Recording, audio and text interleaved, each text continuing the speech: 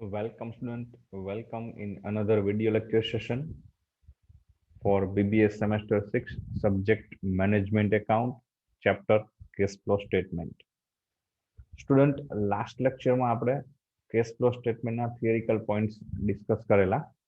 What is cash flow, એનો use શું છે, how it is prepared and what is important of it, એ બધા points આપણે discuss કરેલા છે. એક્ઝામના બેઝથી આપણે જોઈએ, એક્ઝામ પર્પઝથી જોઈએ તો મોસ્ટલી એમાં પ્રેક્ટિકલ ક્વેશ્ચન જ વધારે પૂછાય છે. કેશ ફ્લો સ્ટેટમેન્ટના ક્વેશ્ચનમાં તમારે કેશ ફ્લો સ્ટેટમેન્ટ બનાવવાનું રહેશે.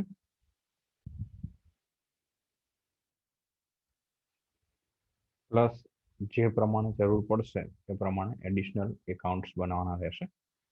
કેશ ફ્લો સ્ટેટમેન્ટનું ફોર્મેટ આપણે લાસ્ટ લેક્ચરમાં ડિસ્કસ કરેલું છે. એડિશનલ એકાઉન્ટ એસેટ સાઇડ કે લાયબિલિટી સાઇડ જે કંઈ રિક્વાયરમેન્ટ હશે, જે એડજસ્ટમેન્ટ ઇન્ફોર્મેશન આપેલી હશે એ પ્રમાણે બનાવવાના રહેશે. Okay, so today here we are going for first practical question of this chapter, cash flow statement.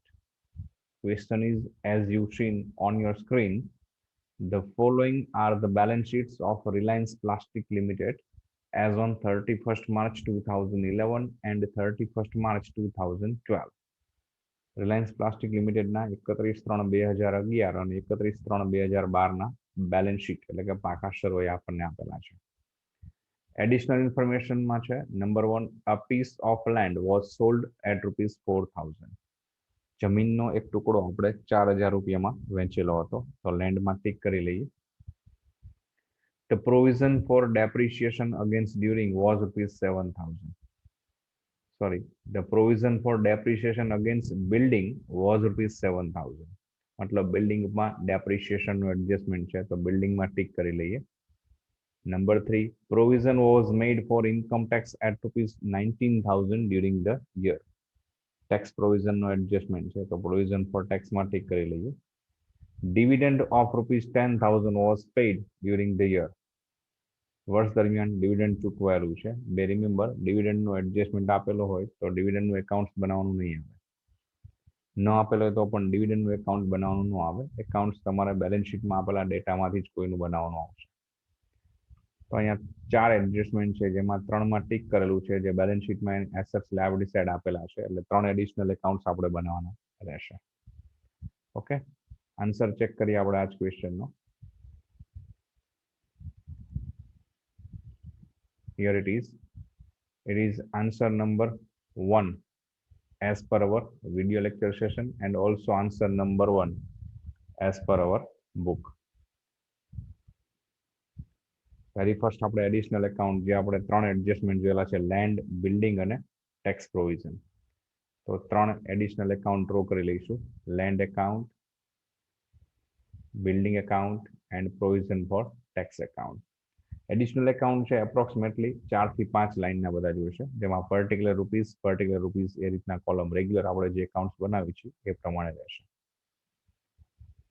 Additional account complete થાય, ડ્રો થઈ જાય પછી તમારે મેઇન કેશ ફ્લો સ્ટેટમેન્ટ બનાવવાનું છે, તેમાં ઉપર ટાઇટલ આવેલું છે અને અહીંયા Reliance plastic limited cash flow statement for the year ended 31st March 2012. Consecutive balance sheet ક્વેશ્ચનમાં આપેલા હશે, એમાં જે લેટેસ્ટ યર હશે એ વર્ષ દરમિયાનનું કેશ ફ્લો સ્ટેટમેન્ટ હંમેશા બનતું હોય છે. કેશ ફ્લો સ્ટેટમેન્ટનું ફોર્મેટ આપણે જે થિયરીમાં લાસ્ટ લેક્ચરમાં ડિસ્કસ કર્યું એ પ્રમાણે પર્ટિક્યુલર રૂપીસ આ ટાઈપનું ફોર્મેટ રહેશે. કેશ ફ્લો સ્ટેટમેન્ટ 3 સેક્શનમાં ડિવાઈડ થયેલું છે. સેક્શન એ છે cache flow from operating activities. Then section B, cash flow from financing activities, and section C, section B, cash flow from investing activities, and section C, cash flow from financing activities. Section A છે એમાં profit loss ને લગતા data અને working capital મતલબ current assets, current liabilities ના data હશે. Section B માં fixed assets ને રિલેટેડ એડજસ્ટમેન્ટ બધા હશે અને સેક્શન સી ફિનાન્સિંગ એક્ટિવિટીઝમાં તમારી લોંગ ટર્મ લાયબિલિટીઝ જે છે, like share, debenture, loan et cetera, એને લગતા ડેટા આપેલા હશે. ઓકે, તો આ ટાઈપનું તમારું ફોર્મેટ બને છે. સેક્શન એ માટે એપ્રોક્સિમેટલી આપણે 18 થી 20 લાઈન છોડી દઈશું. પછી સેક્શન બી નું ટાઇટલ આપશું, જેમાં એપ્રોક્સિમેટલી 5 થી 6 line same way section C એમાં પણ એપ્રોક્સિમેટલી 5 થી 6 line, just for your knowledge. અહીંયા તો આપણી પાસે રેડીમેડ મેં તમને બતાવેલું છે, એટલે લાઈન ફિક્સ છે, પણ તમે જ્યારે એક્ઝામમાં કે જાતે કોઈ પ્રેક્ટિસ માટે સમ સોલ્વ કરતા હોય તો સેક્શન એ માટે એપ્રોક્સિમેટલી 20 થી 22 લાઈન છોડી દેવાની, સેક્શન બી નું હેડિંગ આપીને 5 થી 6 લાઈન, અને એ જ રીતે સેક્શન સી નું ટાઇટલ આપી અને 5 થી 6 લાઈન છોડી દેવાની રહેશે. એડિશનલ એકાઉન્ટ આપણે જે બનાવી છીએ એપ્રોક્સિમેટલી બધા 5 થી 6 લાઈન, 4-5 લાઈનમાં આવી જશે ઓલમોસ્ટ. ઓકે, તો એકાઉન્ટ્સ બધા ડ્રો થઈ ગયા છે એમ સમજીને આગળ જઈએ. તો એડિશનલ એકાઉન્ટ્સ જે આપણે બનાવેલા છે એમાં આપણે એની ઓપનિંગ બેલેન્સ અને ક્લોઝિંગ બેલેન્સ નોટ કરી લઈએ. ફોર એક્ઝામ્પલ, જે એસેટ સાઇડનું એકાઉન્ટ છે લાઈક લેન્ડ, બિલ્ડિંગ, તો એની ઓપનિંગ બેલેન્સ ઓલવેઝ ડેબિટ હશે, અને જે સાઈડ ઓપનિંગ બેલેન્સ લખીશું એની ઓપોઝિટ સાઈડ ક્લોઝિંગ બેલેન્સ હંમેશા લખાય. ઓપનિંગ બેલેન્સ છે એ લાસ્ટ યરને બેઝ ઉપર લખાશે, અને ક્લોઝિંગ બેલેન્સ છે એ કરંટ યર તમારું જે હશે એના બેઝ ઉપર, લેટેસ્ટ યરના બેઝ ઉપર લખાશે. લાયબિલિટી સાઈડનું કોઈ એકાઉન્ટ હોય તો એની ઓપનિંગ બેલેન્સ છે એ ક્રેડિટ સાઈડ લખાશે, તો એની ક્લોઝિંગ બેલેન્સ છે એ ડેબિટ સાઈડ આવશે. અહીંયા આપણે જોઈએ તો land and building both are assets account, મતલબ એની ઓપનિંગ બેલેન્સ છે ડેબિટ સાઈડ નોટ કરીશું આપણે, here it is. Any closing balance છે એની આપણે ક્રેડિટ સાઈડ નોટ કરીશું. આ ડેટા તમારે બેલેન્સ શીટમાંથી જોઈને લખવાના છે. ફોર એક્ઝામ્પલ, ક્વેશ્ચનમાં તમે જોઈ શકો છો 2011ની ઓપનિંગ બેલેન્સ લેન્ડની 40,000 છે, અને 2012 જે ક્લોઝિંગ ગણાશે 36,000. સેમ વે બિલ્ડિંગની opening balance 37,000 and closing balance 56,000. Liability સાઈડનું એકાઉન્ટ જોઈએ તો પ્રોવિઝન ફોર ટેક્સ એ લાયબિલિટી સાઈડનું એકાઉન્ટ છે, મતલબ એની ઓપનિંગ બેલેન્સ છે ક્રેડિટ સાઈડ નોટ થશે, અને ક્લોઝિંગ બેલેન્સ છે ડેબિટ સાઈડ. ઓપનિંગ બેલેન્સ જોઈએ તો 2011 પ્રોવિઝન ફોર ટેક્સ 16,000 આપેલું છે, અને ક્લોઝિંગ બેલેન્સ 18,000 આપેલું છે. ઓકે, તો એડિશનલ એકાઉન્ટ રો થઈ ગયા, એની ઓપનિંગ ક્લોઝિંગ નોટ થઈ ગઈ. કેશ ફ્લો સ્ટેટમેન્ટ રો થઈ ગયું છે, સેક્શન એ નું હેડિંગ આપી દઈશું. Section A cash flow from operating activities, પછી 18 થી 20 લાઈન છોડી દઈશું. સેક્શન બી ટાઇટલ આપશું cash flow from investing activities, અને પછી સેક્શન સી નું ટાઇટલ આપશું cash flow from financing activities. Section B અને સી બંનેમાં એપ્રોક્સ 5 થી 6 લાઈન છોડી દઈશું. સેક્શન એમાં 18 થી 20 લાઈન. આટલું નોટ થઈ ગયા પછી net profit in bracket difference એવું લખીશું. અહીંયા તમારે પ્રોફિટ એન્ડ લોસ એકાઉન્ટ જે બેલેન્સ શીટમાં આપેલું છે એની opening બેલેન્સમાંથી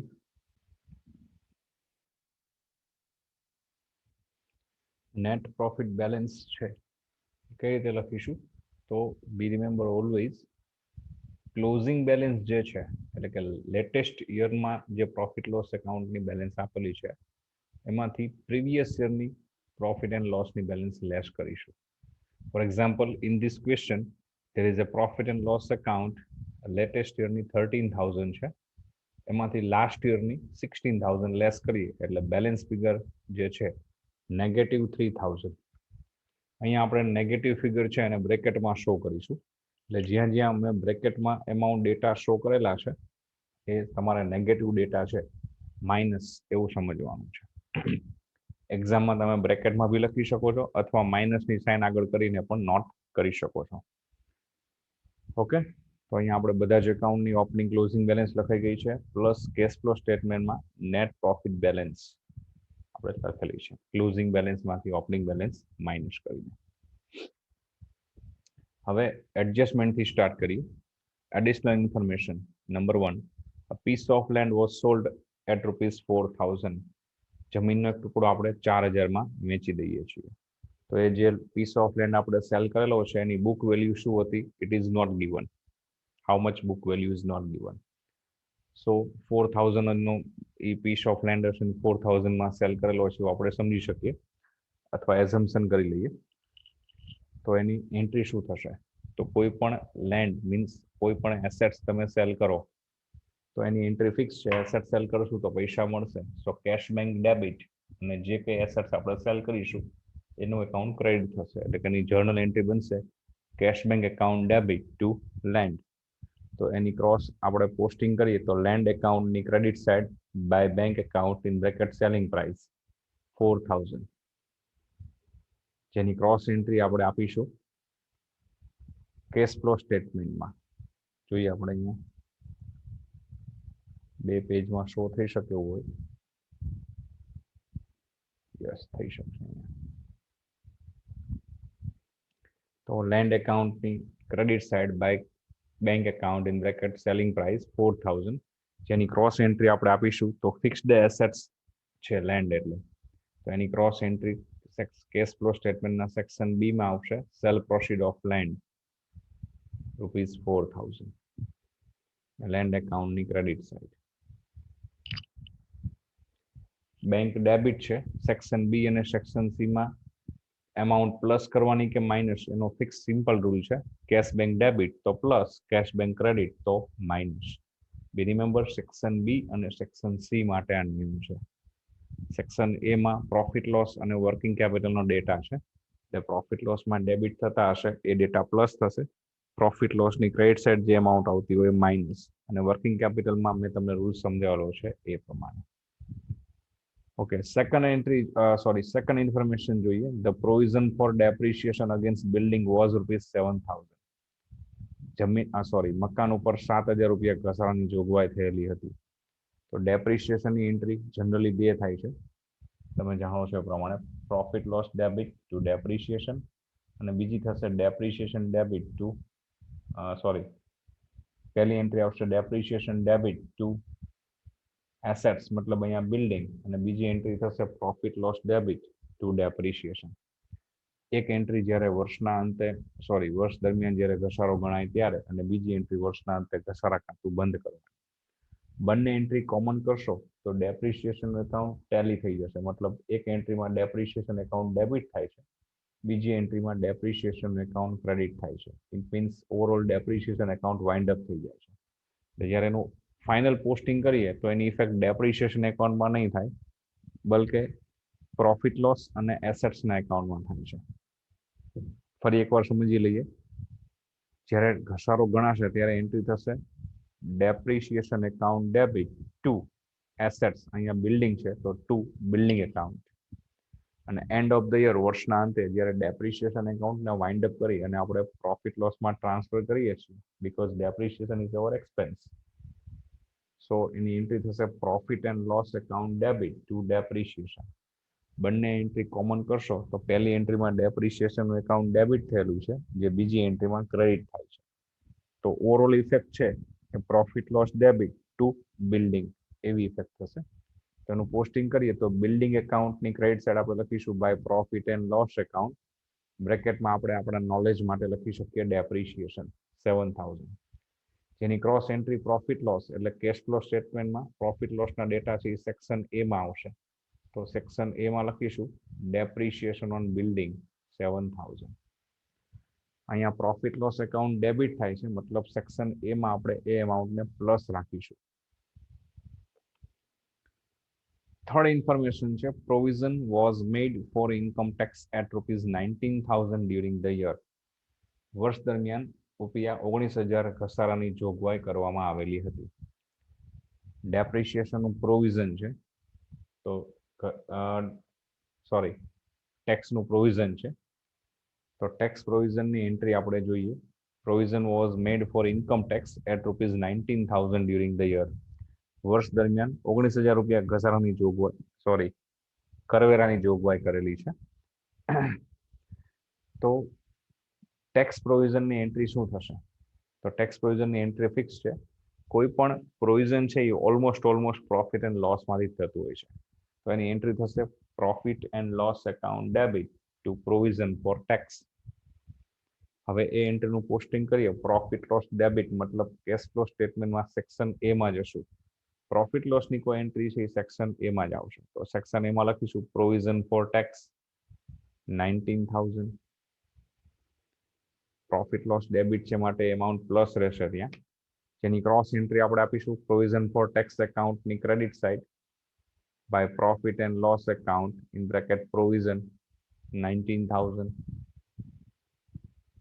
okay, fourth and last information છે dividend of ₹10,000 was paid during the year. વર્ષ દરમિયાન ₹10,000 ડિવિડન્ડ ચૂકવવામાં આવેલું હતું. ડિવિડન્ડની કોઈ ઇન્ફોર્મેશન બીજી ન હોય તો ડિવિડન્ડની બે એન્ટ્રી થાય, એક પ્રોવિઝનની અને એક પેમેન્ટની. બંને એન્ટ્રી કોમન કરીશું એટલે ડિવિડન્ડ એકાઉન્ટ ટેલી થઈ જતું હોય છે. તો માટે આપણે જેમ ડેપ્રિસિએશન એકાઉન્ટ બનાવવાની જરૂર નથી રહેતી, એ જ રીતે ડિવિડન્ડનું એકાઉન્ટ બનાવવાની પણ રિક્વાયરમેન્ટ રહેશે નહીં. પેલા એન્ટ્રી ચેક કરીએ, તમે નોટ કરી શકો છો. વેન ડિવિડન્ડ પ્રોવિઝન, જ્યારે ડિવિડન્ડની જોગવાઈ કરવામાં આવે, પ્રોવિઝન ફોર ડિવિડન્ડની એન્ટ્રી. તો હમણાં જ આપણે ડિસ્કસ થયું પ્રમાણે ઓલમોસ્ટ પ્રોવિઝન્સ છે બધા કે પ્રોફિટ લોસમાંથી એરાઇઝ થતા હોય, પ્રોફિટ લોસમાંથી પ્રોવિઝન થતા હોય છે. તો એની એન્ટ્રી થશે profit and loss account debit two dividend account. પછી જ્યારે ડિવિડન્ડ ચૂકવવામાં આવશે ત્યારે એન્ટ્રી થશે dividend account debit two cash bank. બંને એન્ટ્રી તમે કોમન કરો તો પહેલી એન્ટ્રીમાં ડિવિડન્ડનું એકાઉન્ટ ક્રેડિટ થાય છે, જે સેકન્ડ એન્ટ્રીમાં ડિવિડન્ડનું એકાઉન્ટ ડેબિટ થાય છે. મીન્સ ડિવિડન્ડનું એકાઉન્ટ સર્વર થઈ જશે. તો અહીંયા આપણે ડિવિડન્ડનું એકાઉન્ટ બનાવવાની કોઈ રિક્વાયરમેન્ટ રહેતી નથી. તો ડાયરેક્ટલી એની ઇફેક્ટ આપીએ તો profit loss debit to cash bank. Profit loss means આપણા કેશ ફ્લો સ્ટેટમેન્ટનું સેક્શન એ. તો સેક્શન એમાં જઈશું પ્રોવિઝન ફોર ડિવિડન્ડ 10,000. એનું પેમેન્ટ કરીએ છીએ તો ડિવિડન્ડ છે એ આપણા શેર ઉપર પે થાય છે, મતલબ ફિનાન્સિંગ એક્ટિવિટીઝ છે. તો સેક્શન સી માં લખીશું પેમેન્ટ ઓફ ડિવિડન્ડ.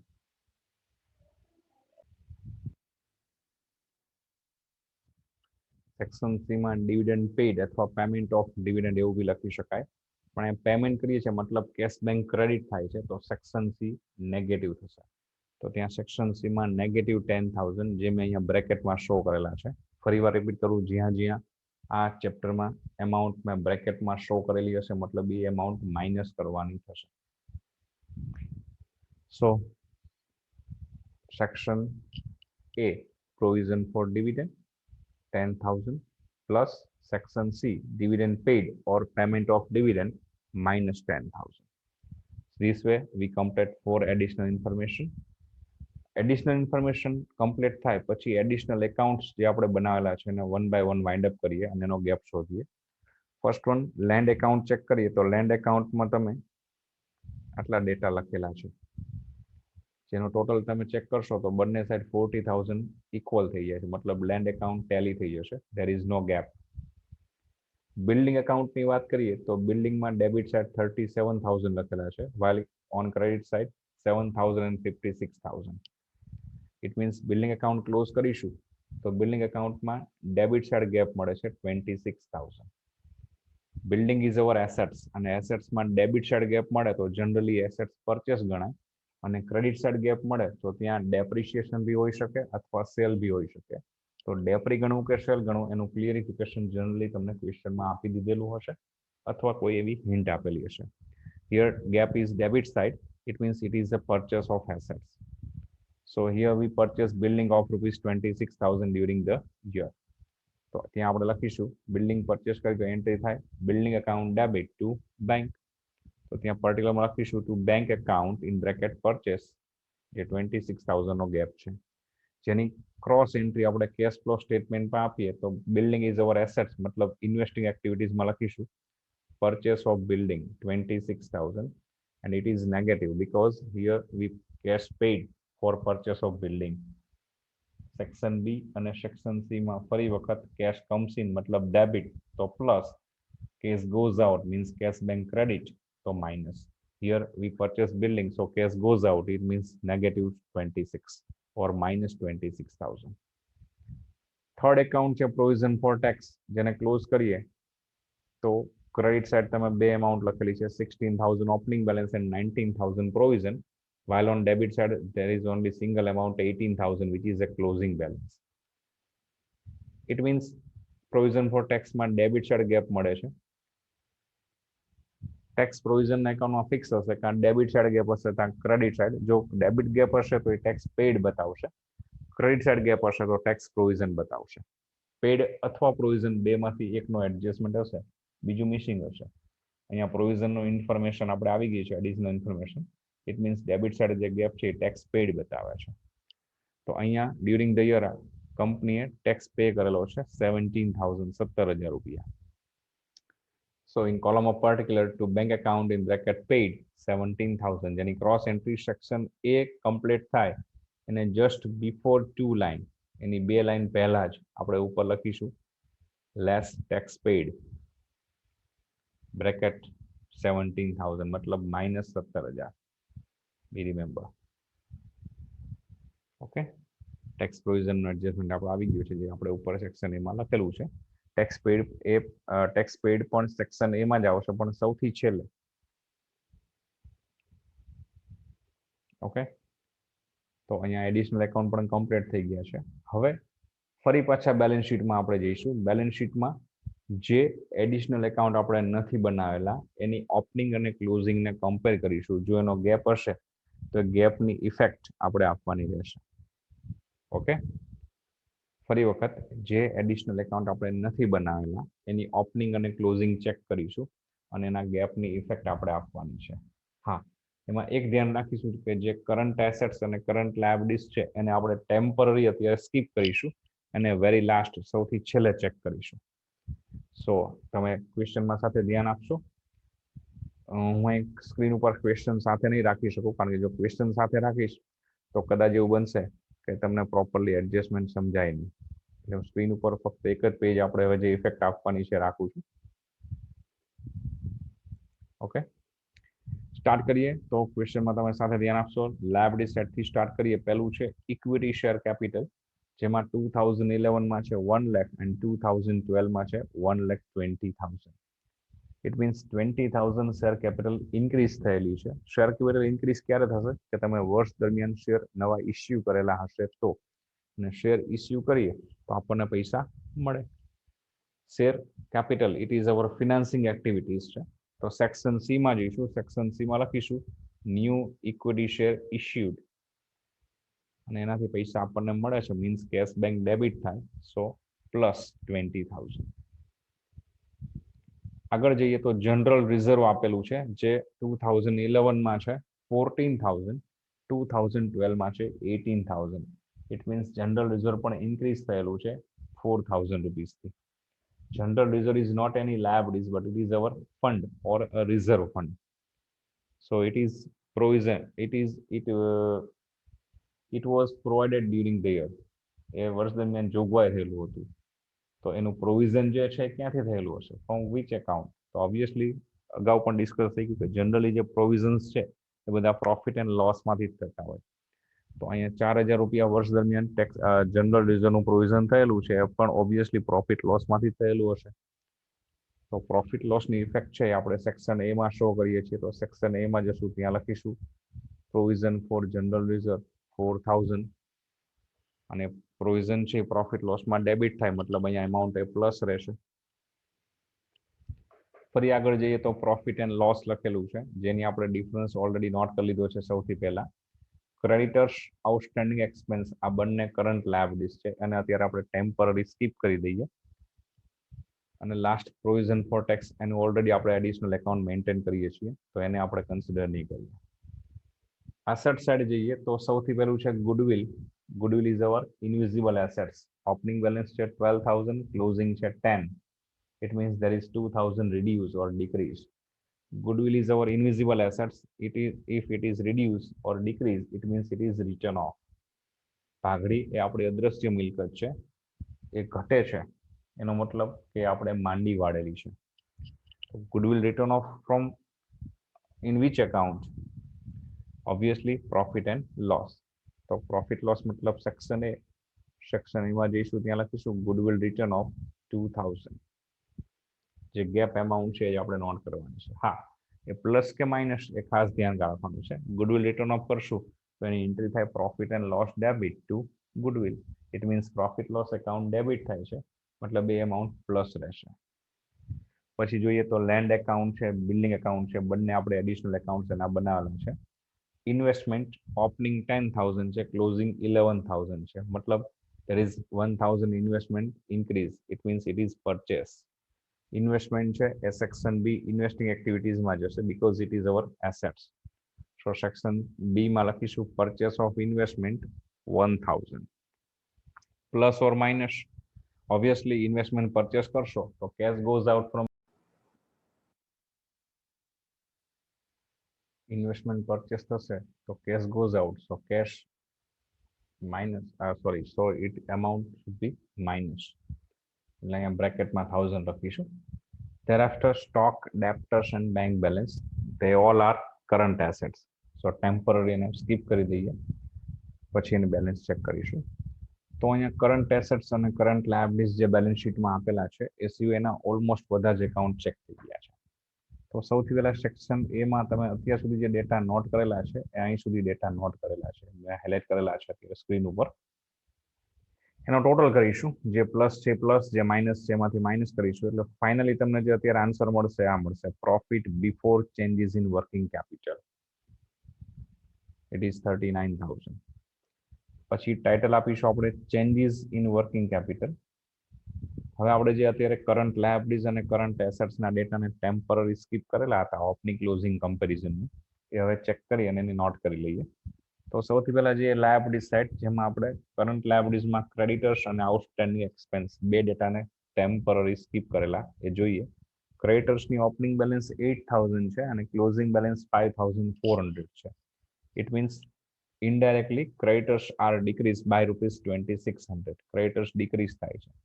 તો કેશ ફ્લો અને કરંટ લાયબિલિટીઝ બંને પેરેલલ ચાલશે, મતલબ કે કરંટ લાયબિલિટીઝ ડિક્રીઝ થશે તો cash flow minus, current liabilities increase થશે તો cash flow plus. Here current liabilities means creditors decrease, so cash flow minus.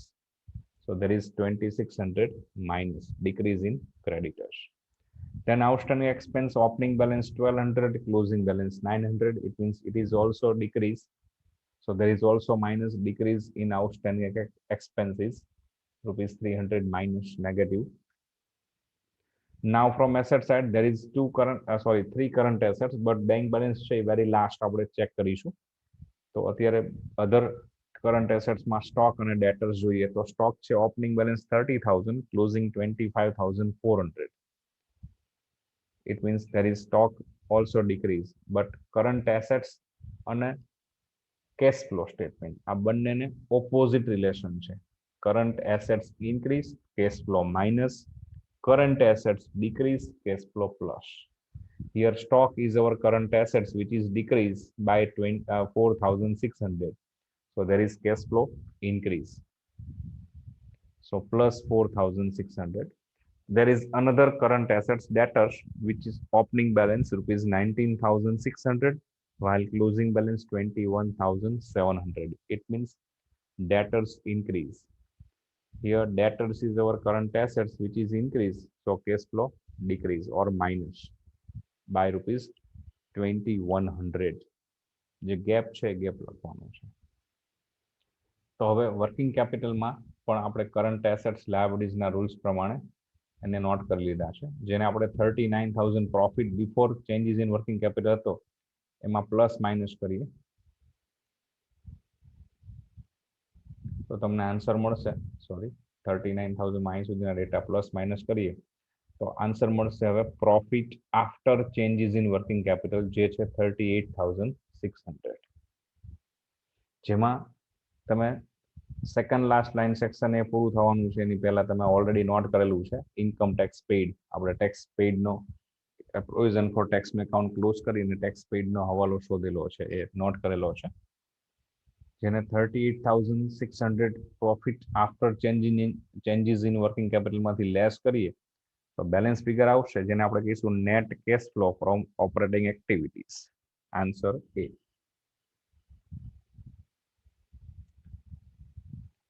Section B માં જઈએ તો સેક્શન બી માં 3 ડેટા રેકોર્ડ કરેલા છે, એ ત્રણેયનો ઓવરઓલ આન્સર છે એ net cash flow from investing activities ગણાશે. 4,000 plus 26,000 minus and 1,000 minus. So overall 23,000 minus is the answer of section B, which is showing cash flow from investing activities.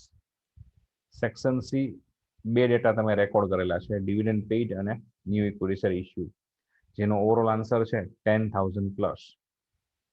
Means net cash flow from, અહીંયા investing નહીં આવે, અહીંયા આપણે ફિનાન્સિંગ લખવાનું છે.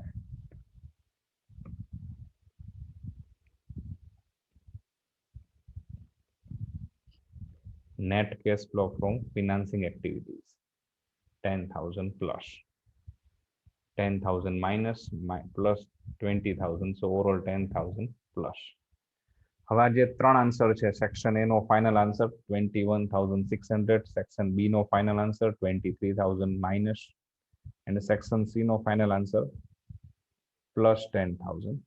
એ ત્રણેયનો overall total છે એ બતાવશે increase or decrease in cash or cash equivalent, જેનો આન્સર છે 8,600. 21,600 પ્લસ 23,000 માઇનસ 10,000 પ્લસ એટલે આન્સર આવશે 8,600. આ માઇનસ આન્સર આવે તો decrease in cash and cash equivalent એવું લખીશું, પ્લસ આવે તો increase in cash and cash equivalent. હવે જે કેશ અને બેંક બેલેન્સ આપણે ફાઇનલી જે અત્યાર સુધીની અનટચ છે, હજી રેકોર્ડ નથી કરેલા, એને રેકોર્ડ કરીએ તો અહીંયા જે તમારો increase or decrease cash and cash equivalent આવે છે એમાં ઓપનિંગ કેશ અને બેંક બેલેન્સ બંને હોય તો બંને, કેશ અથવા બેંક બેમાંથી કોઈ એક હોય તો એક પ્લસ થશે. અહીંયા આપણને ક્વેશ્ચનમાં ઓપનિંગ કેશ બેલેન્સ 6,600 આપેલું છે, એ આપણે અહીંયા પ્લસ કરીશું. બાય ચાન્સ કોઈ વાર કોઈ ક્વેશ્ચનમાં બેંક ઓવરડ્રાફ્ટ હોય તો એ માઇનસ થશે, ઓપનિંગમાં જો બેંક ઓવરડ્રાફ્ટ હોય તો અહીંયા 6,600 કેશ બેંક બેલેન્સ આપણે એડ કરીએ તો આન્સર આવશે 15,200, જે તમારો ક્લોઝિંગ કેશ બેંક બેલેન્સ બતાવે છે. એની સાથે મેચ કરી લેવાનું. જો એ ટેલી થઈ જતું હોય તો તમારું જે કેશ ફ્લો સ્ટેટમેન્ટ તમે બનાવેલું છે એ ઓલમોસ્ટ સાચું છે એવું કહી શકાય. આ ચેપ્ટરની એક ખાસિયત એ છે આ ક્વેશ્ચનમાં કે આ ક્વેશ્ચન તમે સાચો ગણ્યો છે કે ખોટો તમને ત્યાં જ ખ્યાલ આવી જશે. ક્લોઝિંગ કેશ બેંક બેલેન્સ અહીંયા મેચ થઈ જવી જોઈએ હંમેશા. Okay, so here we complete first practical question of cache flow statement. Next સેશનમાં આપણે બીજો પ્રેક્ટિકલ ક્વેશ્ચન જોઈશું. Till then have a good day, good bye, take care.